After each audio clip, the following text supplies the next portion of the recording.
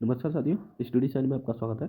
आज की जो क्लास है आपकी ज्योग्राफी है। ज्योग्राफी में हम देखेंगे ज्वालामुखी। ज्वालामुखी को कंप्लीट करेंगे एक ही क्लास में, और विश्व के कितने कौन से ज्वालामुखी हैं और किस लोकेशन पर हैं उनको भी देखते चलेंगे। ठीक है, तो अभी शुरुआत करते हैं। पहले देख लेते हैं ज्वालामुखी है क्या। तो ज्वालामुखी क्या है, तो पृथ्वी के अंदर है ना, पृथ्वी के आंतरिक भाग से निकला मैग्मा विस्फोट के साथ बाहर निकलता रहता है। ठीक है, जब मैग्मा पृथ्वी से बाहरी सतह पर आता है तो इसे लावा कहते हैं। जैसे पृथ्वी के अंदर है ना, पृथ्वी के अंदर है, लिक्विड है, जो लिक्विड अवस्था में है, तो उसको बोला जाता है मैग्मा। ठीक है, मैग्मा बोलते हैं। और जैसे ही ये पृथ्वी से किसी दरार या किसी छेद की वजह से बाहर आ जाता है तो इसको बोलते हैं लावा, है ना। तो ये पूछ लेता है कि मैग्मा और लावा में अंतर पूछ लेता है स्टेटमेंट के तौर पर, कि बाहर वाली अवस्था में मैग्मा बोलते हैं और अंदर में ही पृथ्वी के आंतरिक भाग में इसको लावा बोलते हैं। तो गलत है, उल्टा हो जाएगा, बाहर लावा अंदर मैग्मा बोलते हैं इसको। ठीक है, महत्वपूर्ण तथ्य देखें इसमें। ज्वालामुखी से सर्वाधिक मात्रा में जल वाष्प निकलता है ना। थोड़ा सा कोल्ड हो रहा है, इस वजह से आवाज़ थोड़ी डाउट है, आज एडजस्ट कर लेना दोस्तों। तो जल वाष्प निकलता है, जैसे जलवायु में सर्वाधिक मात्रा में है ना, ज्वालामुखी से सर्वाधिक मात्रा में क्या निकलता है, जल वाष्प निकलता है, न कि कार्बन डाइऑक्साइड, न ही कोई अन्य गैस। ठीक है, तो यहाँ से अगर ये बहुत इंपॉर्टेंट क्वेश्चन है बनता है कि सर्वाधिक मात्रा में क्या निकलता है ज्वालामुखी से, तो जल वाष्प निकलता है ना। जल वाष्प के अलावा देखें तो CO2 भी निकलती है, सल्फर ऑक्साइड निकलती है, हाइड्रोजन निकलती है, नाइट्रोजन जैसी अन्य गैसें निकलती है ना। लेकिन सबसे अधिक मात्रा में जो गैस निकलती है वो जलवाष्प निकलता है। ठीक है, आगे देखें। ज्वालामुखी क्रिया में से बनी स्थलाकृतियाँ, कुछ स्थलाकृतियाँ बनती हैं जो ज्वालामुखी से जो लावा बाहर निकलता है ना, बह जाता है, नदी की तरह बहता है, तो उससे क्या है, ठंडा हो जाता है। ठंडा होने से क्या है, कभी पर्वत बन जाते हैं, पठार भी बनते हैं ना। तो लावा से बनने वाले बाहरी स्थलाकृति देखें तो, बाहर की स्थलाकृति में देखें तो लावा का पठार है ना, लावा का पठार, लावा मैदान है ना, लावा का मैदान भी बन जाता है। ज्वालामुखी पर बनी ज्वालामुखी शंकु, क्रेटर और कोल्डेरा है ना, ये क्या है, बाहरी स्थलाकृतियाँ जो बाहर बनती हैं। ठीक है, जमीन से बाहर। अगर आंतरिक रूप से ठंडे हुए मैग्मा से बनी जो जो पृथ्वी के अंदर है ना, पृथ्वी के अंदर ही जो मैग्मा ठंडा हो जाता है तो उससे भी कई आकृतियाँ बनती हैं, जैसे बैथोलिथ, लैकोलिथ, फैकोलिथ, लोपोलिथ, या सिल या सिट या डाइक है ना, या डाइक। अगर ये पूछ ले, सवाल ये पूछ लेता है कि इन निम्नलिखित में से आंतरिक भाग में बनी इस तरह स्थल आकृतियाँ कौन कौन सी हैं, तो आप बता सकते हैं लैकोलिथ, फैकोलिथ, फैकोलिथ, लेपोलिथ, सिल, सिस्ट और डाइक। इस तरह की जो आकृतियाँ बनती हैं वो इसमें देखने को मिलती हैं। मैं आपको इसकी आकृतियाँ बता देता हूँ कि कौन कौन सी आकृति किस प्रकार की बनती है, क्योंकि यूपीएससी में वो आकृतियों के ऊपर पूछ लेता है सवाल। ये इस तरह की जो आकृतियाँ हैं वो हैं जो मैंने अभी आपको बताई थी, कि लावा जब पृथ्वी के अंदर ही ठंडा हो जाता है तो उससे कई आकृतियाँ बनती हैं, है ना। तो जैसे देखें, ये आपका ज्वालामुखी है। ठीक है, ये क्या है, आपका ज्वालामुखी है, ये ज्वालामुखी हो गया। अब ज्वालामुखी में देखने को मिला है जैसे कि यहाँ पर ये बनी हुई है डाइक है ना, इस तरह की आकृति आ जाए तो क्या बोलते हैं, उसको डाइक बोला जाता है ना? सिल, सिल बोलते हैं, इस वाली आकृति को बोलेंगे सिल, मतलब कि थोड़ी पतली सी ये है, पट्टी नुमा बन जाती है, उसको सिल, सिल के आकार का होता है, जैसे पत्थर होता है ना, पत्थर जो घरों में लगाते हैं, छोटी जो पट पट जो बोलते हैं उसको, तो वो पतला पतला होता है, तो उस तरह से जो आकृति बनती है वो बनती है सिल्क की बनती है। लेफोलिथ की बात करें तो लेफोलिथ का इस तरह से आकृति बन जाती है लेफोलिथ की। बैकोलिथ की बात करें तो ये इस तरह का ये चट्टान सी बन जाती है बैकोलिथ। ठीक है, लेकोलिथ की बात करें, ये तो थी लेपोलिथ, और लेफोलिथ की सी बात करते हैं, जैसे वो होता है ना, छतरीनुमा आकार बन जाता है लेखोलित का। लावा प्रवाह इस तरह से होता है जो जमीन के बाहर जैसे इस तरह से फैला जाता है। तो ये आकृतियां हैं जो पृथ्वी के अंदर मैग्मा के ठंडे होने से बनती हैं, तो इनको याद रखना है। बैकोलित है जो पर्वतनुमा बन जाती है, लावा प्रवाह हो जाता है। लेकोलिथ की बात करें तो ये क्या है, एक छाते के आकार की बनती है। और जो लेपोलिथ है वो क्या है, उल्टे छाते के आकार की बनेगी। लेकोलिथ सीधा बनता है छाता। और डाइक की बात करें तो डाइक इस तरह से पेड़ की टहनी की तरह नुमा बनती है, और सिल जो बनती है आपकी पत्थर नुमा पतली संरचना होती है ना। तो इस तरह के ये आपकी आकृतियां हैं जो अंदर मैग्मा के ठंडे होने से बनती है ना।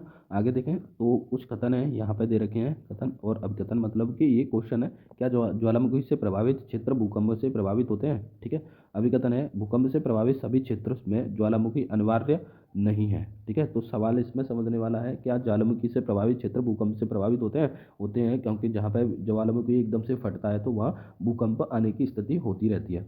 भूकंप से प्रभावित सभी क्षेत्रों में है ना, भूकंप से प्रभावित सभी क्षेत्रों में ज्वालामुखी अनिवार्य अनिवार्य क्रिया है, ऐसा नहीं है। जैसे मान के चलो, हिमालय का उदाहरण ले लेते हैं, हिमालय का। ठीक है, जो भारत में हिमालय है यहाँ पर ज्वालामुखी देखने को नहीं मिलते, लेकिन यहाँ पर जो भूकंप की क्रियाएं वो होती रहती हैं। तो स्टेटमेंट जो अभिकथन है वो गलत है, तो आंसर क्या हो जाएगा, ए सही है लेकिन बी गलत है। ठीक है। तो इस तरह से आंसर क्वेश्चन हमें देखने को मिलते हैं। आगे चलते हैं, विश्व के प्रमुख कुछ ज्वालामुखी हैं जो इंपॉर्टेंट है, उनको देख लेते हैं। सीधे डायरेक्ट मिलान के रूप में पूछ लेता है, नहीं तो सीधा सवाल पूछ लेता है वो। पहले देख लेते हैं विसुवियस, है ना। विसुवियस जो ज्वालामुखी आपका इटली में है, ये देश है, ये ज्वालामुखी है। फ्यूजियमा, फ्यूजियमा आपका जापान में देखने को मिलता है। कोटोपैक्स की बात करें तो ये इक्वाडोर में है। विश्व का सबसे ऊंचा ज्वालामुखी पर्वत कौन सा है? कोटोपैक्सी, इक्वाडोर में। जो इक्वाडोर जो पड़ता है आपका साउथ अमेरिका, है ना, साउथ अमेरिका में है इक्वाडोर। माउंट एटना की बात करें तो ये सिसिली द्वीप पर है, इटली, इटली में है सिसिली द्वीप, इस तरह से इटली है ना। और यहाँ पर इस जगह पर क्या है? सिसिली द्वीप है, जो इटली का ही पार्ट है। माउंट एटना सिसिली द्वीप में है, इटली में। मोना लुआ, मोना लुआ की बात करें तो ये हवाई द्वीप है। ये कहाँ पर? हवाई द्वीप पर स्थित है, यूएसए, मतलब कि नॉर्थ अमेरिका में स्थित है। किलाऊ, किलाऊ की बात करें तो हवाई द्वीप यूएसए में है। किलाऊ और मोना लुआ दोनों ही कहाँ पर है? अमेरिका में, हवाई द्वीप है। मैरोपी की बात करें तो ये है इंडोनेशिया में मिलता है। और क्राकाटोआ, क्राकाटोआ ज्वालामुखी जो है आपका इंडोनेशिया में। तो मोरोपी, मैरोपी और क्राकाटोआ जो दोनों आपको मिलते हैं ज्वालामुखी, इंडोनेशिया में देखने को मिलेंगे। ठीक है। आगे चलते हैं, स्ट्रैम्बो, है ना। स्ट्रैम्बेली प्रकाश जो ज्वालामुखी है, इसको प्रकाश स्तंभ के नाम से जाना जाता है, क्योंकि इसमें उद्गार होता रहता है और ये लाइट की तरह चमकता है अंधेरे में। ठीक है, तो इसलिए इसको प्रकाश स्तंभ बोला है, और भूमध्य सागर के पास में है, इस इटली में ही स्थित है। ठीक है। माउंट पोपा, माउंट पोपा की बात करें तो ये म्यांमार में, माउंट पोपा जो है ज्वालामुखी म्यांमार में स्थित है। ठीक है, कहाँ पे है? म्यांमार में स्थित है। आगे देखें, कुछ और ज्वालामुखी हैं। किलिमंजारो, है ना। किलिमंजारो जो है आपका तंजानिया में स्थित है। किलिमंजारो तंजानिया में, तंजानिया अफ्रीका कंटिनेंट का कंट्री है। और ये एकमात्र ऐसा ज्वालामुखी है जो सिंगल पर्वत है ना, सिंगल पर्वत के रूप में खड़ा हुआ है। कोह सुल्तान की बात करें तो ये पाकिस्तान में, कोह सुल्तान ज्वालामुखी जो है पाकिस्तान में देखने को मिलता है। चिम्बाराजो, चिम्बाराजो जो है इक्वाडोर, साउथ अमेरिका। सबन कामा की बात करें तो पेरू, साउथ अमेरिका। माउंट यारिबस, है ना, माउंट यारिबस जो है अंटार्कटिका में है। माउंट यारिबस अंटार्कटिका में है, इंपॉर्टेंट है, आपको ये याद रखना है। किनाबालू, किनाबालू मलेशिया में स्थित ज्वालामुखी है। अल बुर्ज, अल बुर्ज ईरान का ज्वालामुखी है। पेरिकुरिन, है ना, पेरिकुरिन मैक्सिको में देखने को मिलता है ज्वालामुखी है। और माउंट पिनाटुबो, माउंट पिनाटुबो की बात करें तो ये फिलीपींस में है। और माउंट सस्ता, माउंट सस्ता यूएसए में है। माउंट रेनियर यूएसए में है। माउंट ताल फिलीपींस में है। और पोपो कैटिपिटल जो है आपको ज्वालामुखी मैक्सिको में देखने को मिलता है। ठीक है। और फिर आते हैं माउंट सिनाब्रुक जो है इंडोनेशिया में। माउंट सेल्ट हेलस, हेलेश ये है यूएसए में है। और एकांगुआ ये भी आपका अर्जेंटीना में देखने को मिलता है। ये कुछ हवाएं हैं, उनको भी देख लेते हैं। स्टैबी तुल्य जो जलवायु है ना, वो इसका विस्तार जो है आपका 30 डिग्री से 45 डिग्री नॉर्थ और साउथ में। जैसे ये आपकी पृथ्वी बनी हुई है विषुवत रेखा, ये 23 डिग्री और ये 30 डिग्री, और ये है आपकी 45 डिग्री। तो इन दोनों के बीच में कौन सी मिलती है? आपकी स्टैबी तुल्य जलवायु देखने मिलती है। ऐसे ही साउथ में होता है 30 डिग्री और ये 45 डिग्री, इसके बीच में आपको स्टैबी जलवायु देखने को मिलती है। मध्य महाद्वीपीय आंतरिक भाग में पाई जाती है। मुख्यालय जैसे IMO और WMO का जो मुख्यालय आपका जेनेवा स्विट्जरलैंड में स्थापित है, और स्थापना 1950 में हुई थी WMO की। 23 मार्च को विश्व मौसम विज्ञान दिवस मनाता है, तो ये हमें याद रखना है, 23 मार्च को विश्व मौसम विज्ञान दिवस मनाया जाता है। घास के मैदान देख लेते हैं। कुछ घास के मैदान है, जैसे उष्ण कटिबंधीय घास मैदान और शीतोष्ण कटिबंधीय घास स्थल। सवाना अफ्रीका में, कंपास ब्राज़ील में, लानोस या लानोस जो है वेनेजुला साउथ अमेरिका। और शीतोष्ण कटिबंधीय घास के मैदान देखें तो पंपास उरुग्वे अर्जेंटीना और ब्राज़ील में है। प्रेरी की बात करें तो ये नॉर्थ अमेरिका में है। Weld south Africa. और स्टेपी मध्य एशिया व पूर्वी एशिया में देखने को मिलती है। और पूछताछ जो है हंगरी में है। कैंटरबरी, कैंटरबरी जो आपका न्यूजीलैंड में है। और डाउन्स जो है आपकी ऑस्ट्रेलिया में। ये सभी क्या है? शीतोष्ण कटिबंधीय घास स्थल है। और उष्ण कटिबंधीय घास स्थल में देखें तो सवाना, कंपोस और लाउनोस। और इनकी कुछ विशेषताएं होती हैं, उनको हमें पढ़ना है, जो यूपीएससी के पर्पज से इंपॉर्टेंट रहता है, यूपीएससी, आरओआर और यूपीपीसीएस के लिए। तो एक बार फिर से हम रिवाइज कर लेते हैं इनको, ज्वालामुखी को एक बार फिर से रिवाइज कर लेते हैं। विसुवियस ज्वालामुखी आपका इटली में है। फ्यूजियमा जापान में है। कोटोपैक्सी इक्वाडोर साउथ अमेरिका विश्व का सबसे ऊंचा ज्वालामुखी पर्वत है। माउंट एटना सिसिली द्वीप इटली में है। मोना लोआ हवाई द्वीप यूएसए। किलाऊ हवाई द्वीप यूएसए। मैरोपी इंडोनेशिया में है। क्राकाटोआ इंडोनेशिया में है। स्ट्रम्बेली प्रकाश स्तंभ जो है आपका इटली भूमध्य सागर में स्थित है। ठीक है। माउंट पोपा जो है आपका म्यांमार में स्थित ज्वालामुखी है। और आगे देखें कुछ ज्वालामुखी, जैसे किलिमंजारो तंजानिया में है, south America, sorry south Africa. और कोह सुल्तान जो है पाकिस्तान में देखने को मिलता है।